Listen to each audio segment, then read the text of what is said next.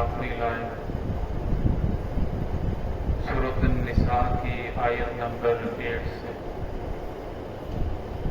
اعوذ باللہ من الشیطان الرجیم بسم اللہ الرحمن الرحیم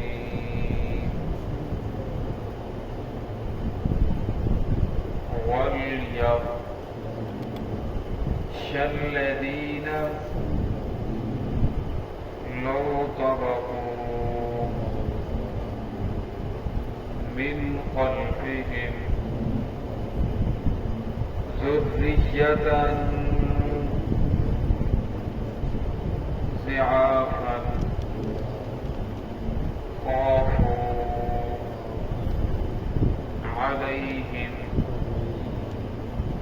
فَلْيَتَّقُوا اللَّهَ وَلْيَقُولُوا قَوْلًا سَدِيدًا إِنَّ الَّذِينَ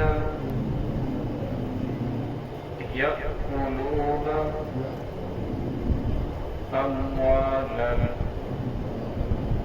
الْيَتَامَى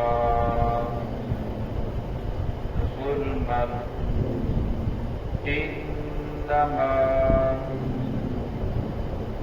يَأْكُلُونَ فِي بُطُونِهِمْ نَارًا وَسَيَصْلَوْنَ سَعِيرًا. بسم اللہ الرحمن الرحیم وَلْيَخْشَ الَّذِينَ لَوْ تَرَكُوا مِنْ خَلْفِهِمْ ذُرِّيَّةً ضِعَافًا خَافُوا عَلَيْهِمْ فَلْيَتَّقُوا اللَّهَ وَلْيَقُولُوا قَوْلًا سَدِيدًا إِنَّ الَّذِينَ يَأْكُلُونَ أَمْوَالَ الْيَتَامَى ظُلْمًا إِنَّمَا يَأْكُلُونَ فِي بُطُونِهِمْ نَارًا فَسَيَصْلَوْنَ سَعِيرًا. وَلْيَخْشَ الَّذِينَ اور چاہیے کہ ڈرے وہ لوگ لو تَرَكُوا اگر وہ چھوڑے من خلفہم اپنے پیچھے ذُرِّيَّةً ضِعَافًا کمزور ناکواں اولاد خَافُوا عَلَيْهِمْ تو کیسے کیسے گمان کریں گے علیہم ان پر خوف کریں گے ان پر وَلْيَتَّقُوا اللَّهَ بس چاہیے کہ وہ اللہ رب سے ڈریں وَلْيَقُولُوا قَوْلًا سَدِيدًا اور وہ کہیں سیدھی سیدھی نرم بات. إِنَّ الَّذِينَ يَأْكُلُونَ أَمْوَالَ الْيَتَامَى بے شک وہ لوگ جو کھاتے ہیں یتیم کے مالوں کو ظلم کرتے ہوئے إِنَّمَا يَأْكُلُونَ فِي بُطُونِهِمْ نَارًا پختہ بات ہے کہ وہ بھر رہے ہیں اپنے پیٹوں میں آگ کے انگارے وَسَيَصْلَوْنَ سَعِيرًا ان قریب انہیں بڑھتی ہوئی آگ میں داخل کیا جائے گا. گزشتہ آیات کے اندر اللہ رب العزت نے عورت اور یتیم کے حقوق کو بیان فرمایا. فرمایا جس طرح والدین دنیا سے رخصت ہو جائیں تو ان کی میراث میں عورت کا بھی حصہ ہے مرد کا بھی حصہ ہے. پھر آگے فرمایا کہ جس وقت میراث تقسیم ہو رہی ہو اس وقت اگر تمہارے پاس یتیم آ جائیں فقیر آ جائیں مسکین آ جائیں تو انہیں بھی اس میں سے کچھ نہ کچھ حصہ دو. اور پھر آگے فرمایا اگر تم نہیں دے سکتے کسی وجہ سے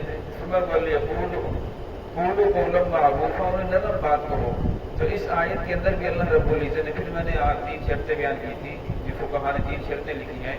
کہ 3 شرطیں اگر پائی جائیں تو پھر دینا جائز ہے. اگر ان 3 شرطوں میں سے کوئی شرط بھی نہ پائی جائے تو پھر آپ جو یہاں یتیم بچے آئے ہیں وہ دے نہیں سکتے. ان کی پہلی شرط یہ ہے کہ آپ جس مال کو تقسیم کر رہے ہو وہ زمین کے سارے ورثاء موجود ہوں. اگر ان میں سے کوئی ایک بھی وارث موجود نہیں ہے تو پھر آپ اس میں سے صدقہ خیرات نہیں کر سکتے کسی یتیم کو نہیں دے سکتے. دوسری شرط یہ تھی کہ تمام کے تمام جو ورثاء ہیں وہ راضی بھی ہوں، ان میں سے کوئی اگر ایک بھی دینے کے لیے رضامند نہیں ہے تو پھر بھی آپ مشترکہ مال میں سے یتیموں کو نہیں دے سکتے، نہ اسے صدقہ خیرات کر سکتے ہیں جب تک سارے کے سارے راضی نہ ہو جائیں۔ اور تیسری شرط یہ ہے کہ ان میں سے کوئی یتیم نہ ہو، یتیم یعنی یتیم بچے میں کوئی چھوٹا نابالغ بچہ نہ ہو۔ شریعت نابالغ بچے کو یتیم تسلیم کرتی ہے، جب بچہ بالغ ہو جائے تو شریعت کی نظر میں وہ یتیم نہیں رہتا۔ اور یتیم بچہ اگر اجازت بھی دے کہ یہ جو میری میراث ہے میں اپنے باپ کی سالے صاحب کے لیے ساری لوگوں میں تقسیم کرتا ہوں تو فرمایا یہ دوسرے لوگوں کو دیتا ہوں، فرمایا ان کی اجازت معتبر ہی نہیں ہے جب تک کہ وہ بالغ نہ ہو جائے۔ فرمایا اگر ان تینوں میں سے کوئی شرط پائی جائے تو پھر آپ یتیم کے وہ جو لوگ آئے ہیں غربا ہیں مساکین ہیں ان کو نہیں دے سکتے۔ اگر ان تینوں شرطوں نہ پائی جائے، کوئی اور نسل سب رضامند ہو، یہ بچہ ہے تو بالغ ہو، یہ سارے کے سارے لوگ موجود ہوں، پھر اس مال میں سے آپ ضرور جو ان لوگ جو آئے ہیں یتیم ہیں مسکین ہیں فقیر ہیں ان لوگوں کو بھی دو۔ تو اس آیت کے اندر جو آج ہم نے پہلی آیت پڑھی اس کے اندر اللہ رب العزت نے لوگوں کو سمجھایا ہے، ڈرایا ہے، فرمایا جس طرح تم اس ولیخشى الذین چاہیے کہ ڈرے وہ لوگ جو زندہ ہیں، فرمایا اگر یہ دنیا سے چلے جائیں اور پیچھے ایسی اولاد چھوڑ کر جائیں جو اولاد کمزور ہے، خود کما بھی نہیں سکتی اور اسی طرح غریب بھی بہت زیادہ ہے، فرمایا اب وہ اولاد کسی کے دروازے پر جائے اور وہ اسے دھتکار دے تو فرمایا تمہارے دل کے اوپر کیا گزرے گی، تم اس کے بارے میں کیسے کیسے گمان کرو گے کہ لوگ ہماری اولاد کے ساتھ کیا سلوک کریں۔ فرمایا جیسا تم گمان کر رہے ہو ایسا ہی اگر کوئی یتیم بچہ تمہارے پاس آ جاتا ہے، کوئی فقیر تمہارے پاس آ جاتا ہے اس کے ساتھ بھی ویسا ہی سلوک کرو۔ تو اس آیت کے اندر یہی فرمایا گیا وَلْيَخْشَ الَّذِينَ چاہیے کہ ڈرے وہ لوگ لَوْ تَرَكُوا مِنْ خَلْفِهِمْ اگر وہ چھوڑے اپنے پیچھے ذُرِّيَّةً ضِعَافًا ایسی کمزور اولاد ناتواں اولاد یتیم بچے خَافُوا عَلَيْهِمْ پر ان کے بارے میں وہ کیسا کیسا گمان کریں گے۔ تو ہر آدمی یہی گمان کرے گا کہ میرے پیچھے میرے بچوں کے ساتھ اچھا سلوک کیا جائے، لوگ اس کے ساتھ اگر یہ خود کما نہیں سکتے تو ان کے ساتھ تعاون کریں، ان کا گھر کا سرکٹ اچھی طرح چل جائے۔ فرمایا فَلْيَتَّقُوا اللَّهَ تو جن لوگوں کو ڈرنا چاہیے کہ جس طرح یہ لوگ دنیا سے چلے گئے ان کے بچے اس طرح تم بھی دنیا سے جا سکتے ہو، لہٰذا یتیموں کے ساتھ اچھا سلوک کرو۔ وَلْيَقُولُوا قَوْلًا سَدِيدًا فرمایا اگر دے نہیں سکتے کسی وجہ سے تو ان کو نرم بات کرو، ایسا نہ ہو انہیں دھتکار دو، طرح طرح کی باتیں کرو جس کی وجہ سے ان کی دل آزاری ہو۔ آگے والی آیت کے اندر اللہ فرماتا ہے ان الذین یأکلون اموال الیتامی بے شک وہ لوگ جو کھاتے ہیں یتیم کے مال کو ظلماً یعنی جو یتیم کے مال کو شریعت نے کھانے کی اجازت نہیں دی، جو کھائے گا تو وہ ظلم کرتے ہوئے کھا رہا ہے کیونکہ جب شریعت نے اجازت نہیں دی تو لہٰذا وہ ظلم کر رہا ہے۔ انما یأکلون فی بطونہم نارا پختہ بات ہے کہ وہ لوگ بھر رہے ہیں اپنے پیٹوں کے اندر آگ کو، وسیصلون سعیرا ان قریب وہ بڑھتے ہوئے آگ کے اندر داخل کیے جائیں گے۔ یہ آیت یہ مسئلہ بہت اہم ہے۔ اکثر ایسا ہوتا ہے کہ اکثر لوگ یتیم کے مال کو کھاتے ہیں، آج کے دور کے اندر بھی کھاتے ہیں، کچھ جان بوجھ کر کھاتے ہیں، کچھ لاعلمی کے اندر کھاتے ہیں۔ جب کوئی باپ دنیا سے رخصت ہو جاتا ہے اس کے بعد یتیم بچے بھی ہوتے ہیں اس باپ کی اولاد کے اندر، جو گھر کا بڑا بھائی ہوتا ہے تو اس میں سے وہ تیسرے کا ختم دیتا ہے، تیسرا اسی طرح 40واں 9واں 20واں، تو فرمایا ان میں سے جو ختم دیے جاتے ہیں وہ باپ کی میراث میں سے دیے جاتے ہیں جو باپ چھوڑ کر چلا گیا۔ فرمایا ان میں سے یتیم بچے بھی ہوتے ہیں جو بچہ ابھی بالغ نہیں ہوا۔ فرمایا آپ اس بچے کا جتنے بھی لوگ ہیں اس کھانے کو کھاتے ہیں وہ سارے حرام کھا رہے ہیں، اور جو بڑا بھائی ہے جو گھر کا سربراہ ہے وہ اس میں سے خرچ کر رہا ہے، وہ بھی یتیم کا حق مار رہا ہے۔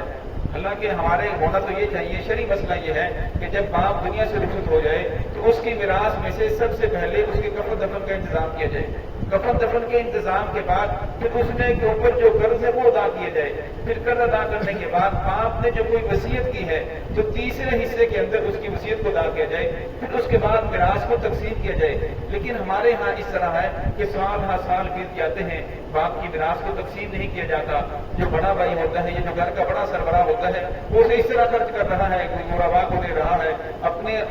اخراجات اسے پورے کر رہا ہے، حالانکہ ایسا کرنا بالکل حرام ہے۔ تمام کے تمام فقہاء کا یہ اتفاقی مسئلہ ہے کہ یتیم کا مال کھانا حرام ہے، اور بچہ جب تک بالغ نہ ہو فرمایا اس کی اگر وہ اجازت بھی دے تو شرعی طور پر اس کی اجازت معتبر نہیں ہے۔ ہاں جس وقت آدمی فوت ہوتا ہے، فوت ہونے کے بعد جو برادری والے ہیں خاندان والے ہیں اس وقت جو کھانا پکاتے ہیں वो खाना खाना हर एक के लिए जायज है। वो अमीर भी खा सकता है, गरीब भी खा सकता है, शहरी भी खा सकते हैं, दिहाड़ी भी, मुकीम भी, जो मुसाफिर आए हैं वो भी खा सकते हैं, क्योंकि वो खाना बरादरी वाले खानदान में लोग पकाते हैं और ये सुन्नत भी है। जिस वक्त हज़रत जाफर रज़ी अल्लाह तआला अन्हु शहीद हुए तो रसूलुल्लाह सल्लल्लाहु अलैहि वसल्लम घर के अंदर तशरीफ लाए, फरमाया जाफर के घर वालों के लिए खाना तैयार करो, क्योंकि उनके घर वालों को सदमा है, तो लिहाजा उनके घर वालों के लिए खाना तैयार किया गया, उनके घर के अंदर भेजा गया। और फरमाया ये खाना पकाना सुन्नत भी है, जिसे बुजुर्ग भी खा सकते हैं, अमीर भी खा सकते हैं, गरीब भी खा सकता है। लेकिन फरमाया जो उसके बाद तीसरे दिन जो खाना पकता है, ये इसी तरह 9वें दिन, 7वें दिन, 40वें दिन, अगर वो बाप की विरासत में से पक रहा है, जो बाप छोड़ कर गया है, उसके अंदर यतीम बच्चे भी हैं, या 5 भाई हैं, उनमें से एक भाई वो खर्च करने के लिए तैयार नहीं है, या उनमें से एक वहां मौजूद नहीं है, और मैं फिर वो सारा का सारा खाना वो हराम का हो जाएगा। तो वो खाना इत्तिफाकी तौर पे तमाम के तमाम वो कहा कि ये इत्तिफाकी मसला है, और मैं वो खाना हराम का है। तो लिहाजा इस आयत के अंदर फरमाया कि जो लोग उस खाने को खा रहे हैं, और मैं वो अपने पेटों के अंदर आग को भर रहे हैं, बस यस्लौना सगीरा, और मैं अनकरीब वो भड़कती हुई आग के अंदर दाखिल होंगे। लिहाजा इससे बहुत ज्यादा एहतियात करना चाहिए, क्योंकि अगर आपके पास पैसे नहीं है, अगर आप मालदार हैं, तो आप अपनी जेब से खर्च करें। अपनी जेब से खर्च नहीं कर सकते तो जरूरी नहीं है कि आपने 30वें ही दिन नहीं देना है, या 9वें ही दिन देना है, या आपने 20वें ही दिन देना है। तो जब खिरात तकसीम हो जाए तो अपनी जेब में से जितना चाहे खर्च करें।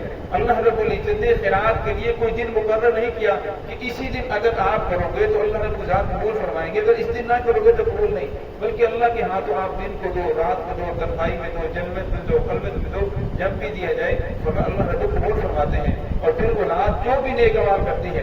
अब औलाद के लिए बाप के लिए नियत करना जरूरी नहीं, माँ के लिए नियत करना जरूरी नहीं। अब बेटा मस्जिद में आकर 2 नफल पढ़ता है, इसका अजर भी वालिदैन को पहुंच रहा है। बेटा कुरान पाक की तिलावत करता है, इसका अजर भी बाप को पहुंच रहा है। और मैं औलाद जो भी नेक अमाल करती है बगैर नियत के, उसका अजर वालिदैन को पहुंचता है। हाँ, अगर बाप ने अपनी औलाद की तरबियत नहीं की, बाप के जाने के बाद वो लोग बुराइयों के अंदर मुब्तला हैं, तरह तरह की खुराफात के अंदर मुब्तला हैं, और फिर वो जो गुनाह करते हैं उसका वबाल भी बाप को पहुंचता है। इसलिए हमें अपनी औलाद की अच्छी तरबियत करनी चाहिए, और दुआ है कि अल्लाह रब्बुल इज्जत हमें दीन की सही समझ अता फरमाए। बिस्मिल्लाह।